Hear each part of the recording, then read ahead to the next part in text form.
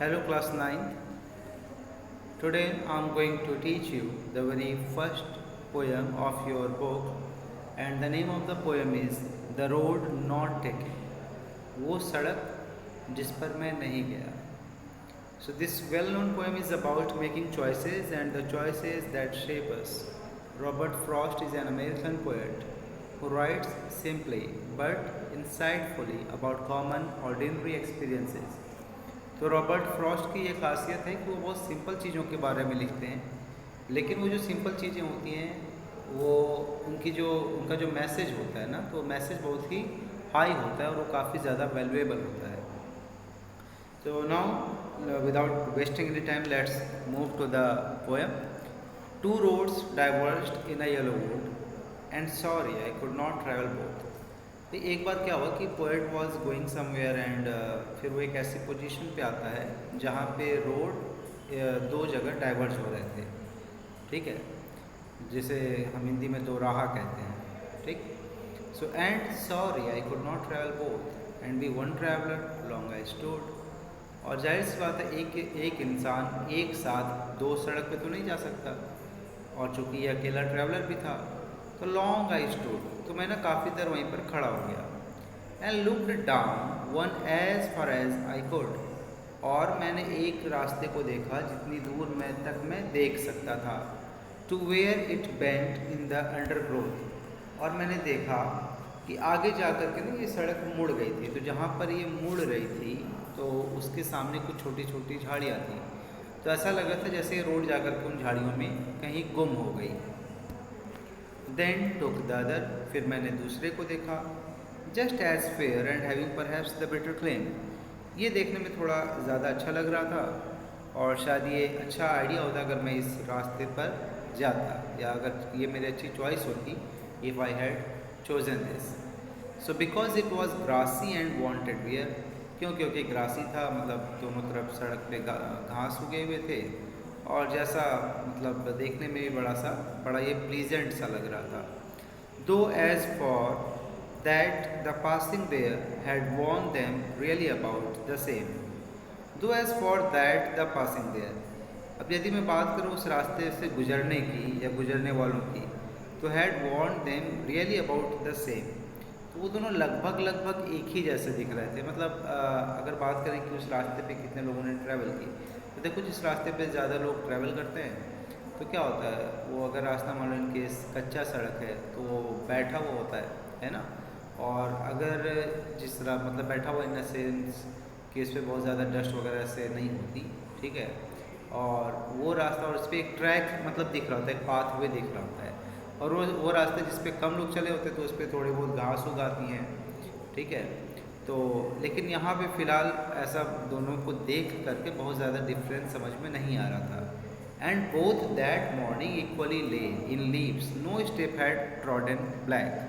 अब उस सुबह वो दोनों रास्ते लगभग एक ही जैसे लग रहे थे. क्यों एक जैसे लग रहे थे? क्योंकि भाई जैसे इसमें कि पत्तियाँ गिरी हुई थी सड़कों पे, तो हम इससे अंदाज़ा लगा सकते हैं कि इस समय सीज़न ऑटम का रहा होगा. तो ऑटम का सीज़न है और पत्तियाँ गिरी हुई जब दोनों सड़कों पे, तो इसलिए पता नहीं चल रहा है कि किस रास्ते पे लोग ज़्यादा चले, किस रास्ते पे कम चले हुए हैं. Oh I clipped the first for another day. तो मैंने सोचा कि जो पहला वाला रास्ता है इस पे मैं किसी और दिन चलूँगा. Yet knowing how way Leeds on two way.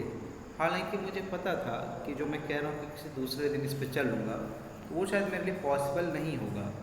क्यों? क्योंकि जो रास्ते होते हैं तो रास्ते आपको एक बार जब आप उसमें चले जाओ तो वो आपको कहाँ से कहाँ ले जाते हैं. ठीक है. So I doubted if I should ever come back. तो मुझे कंफर्म नहीं था, वॉज नॉट श्योर कि क्या मैं कभी वापस सच में आऊँगा कि नहीं आऊँगा. अब इसमें देखो बात ये है ना कि ये जो पोएम है ये डायरेक्टली ये रोड के बारे में नहीं है. It's about the choices that we have to make in our life. ठीक है, कि जब हमारी एजुकेशन ऑलमोस्ट कंप्लीट हो जाती है, या कह लो कि 10th के बाद जब हमें सब्जेक्ट्स चूज करना होता है, तो उस समय हमारे दिमाग में बहुत सारे डाउट्स होते हैं. ठीक है, कि विच वे टू चूज़, हम कौन सा रास्ता चूज़ करें. अब उसमें अगर कोई ये बोले कि चलो एक काम करते हैं कि पहले हम साइंस ले लेते हैं, 12th तक देख लेते हैं, अगर 12th तक ठीक नहीं रहा तो फिर से 11th हम कॉमर्स से कर लेंगे. तो ये तो मुमकिन ही नहीं है, पॉसिबल ही नहीं है. या अगर इसको पॉसिबल बनाओगे तो फिर क्या होगा, तुम्हारा बहुत ज़्यादा टाइम वेस्ट होगा. तो इसलिए आपको जो भी डिसीजन करना है आपको एक ही बार में करना है. ठीक है। और ये भी हम दूसरों को देख कर अगर हम अपना डिसीज़न लेंगे तो दूसरों को देख कर लिया गया डिसीज़न अक्सर गलत होता है, क्योंकि हमें डिसीज़न अपनी एबिलिटी के हिसाब से लेना चाहिए। ठीक, तो जो आपका दिल करे आप उस पाथ पे जाओ, उस पाथ पे न जाओ जिस पे ऑलरेडी बहुत सारे लोग चल रहे हैं। ठीक है। I shall be telling this with a Sai.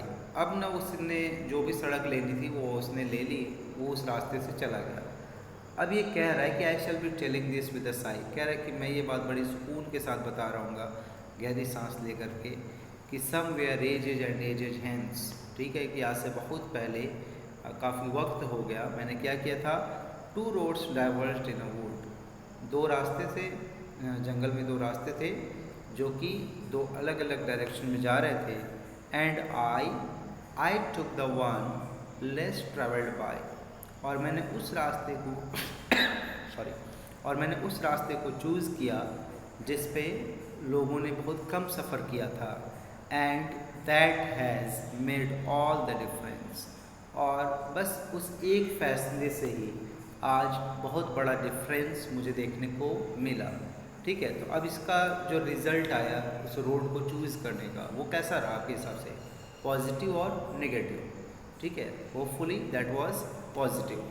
क्यों? क्योंकि I shall be telling with a sigh, मतलब मैं बहुत आराम से, सुकून से, गहरी सांस भर के बाद कह सकता हूँ कि आज से बहुत पहले मैंने एक वो सड़क चूज़ की, एक वो करियर चूज़ किया जिस पे बहुत कम लोग चलते हैं। ठीक है, लेकिन today I am very glad to announce, या today I am very glad to share कि मैंने जो भी डिसीज़न लिया वो डिसीज़न बहुत ही सही था, और वो उस एक डिसीजन ने ही मेरी ज़िंदगी में, मतलब मेरी ज़िंदगी को बाकियों की ज़िंदगी से बहुत ज़्यादा अलग कर दिया। So I hope you understood the poem, and if there is any doubt so you can ask in the comment section. Thank you and have a nice day.